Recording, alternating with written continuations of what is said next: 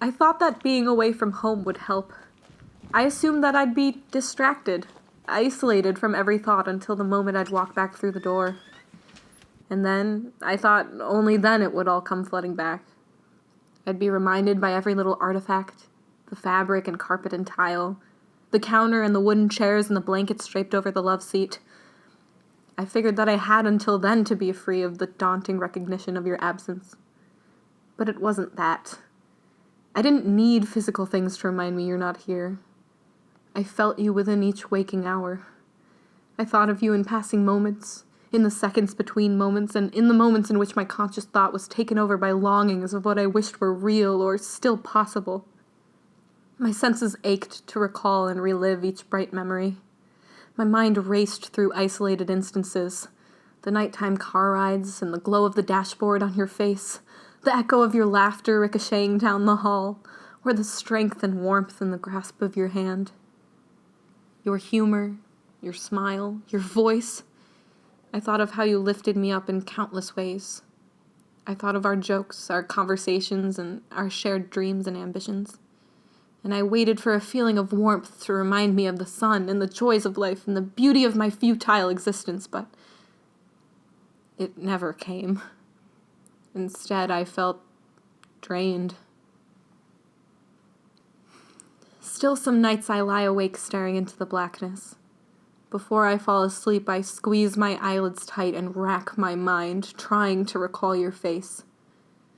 Numbness creeps over my body, trickling from my ears to my toes. I feel nothing but your absence. I sense nothing but the empty air in which you once occupied, and it burns my fingertips. I saw your face everywhere. The school wall, the paper, the meaningless pamphlets and laminated cardstock that were passed around at school. Even the pictures on my own wall. Flipping through my phone at night, I watched our old videos, I smiled at our old pictures, but my heart felt hollow. No number of pictures could fill that space. Every day I was reminded further of your absence.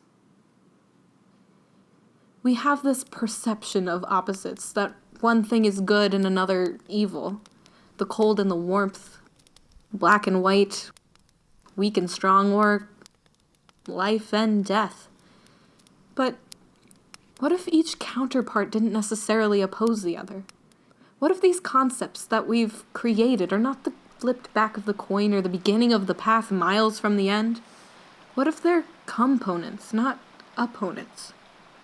Because white chalk must be drawn on black slate to be seen, and a ring is forged in burning hot flames, but it can't be worn until it's cool as stone.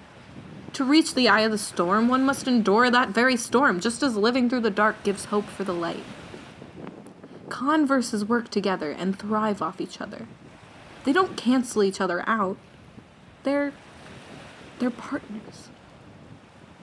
In the bitter cold of winter, I dreamt of speckled sunlight, beaches of warm sand, and gentle breezes. And come summertime, I treasured the warmth I finally felt because of the cold I endured just months before. My thoughts of you are my visions of warmth within winter, and my time with you was worth lifetimes of summer. Your life was full in color. It blossomed in bursting foliage and encouraged others to grow. Your love was effortless and infinite. Your kindness was light itself.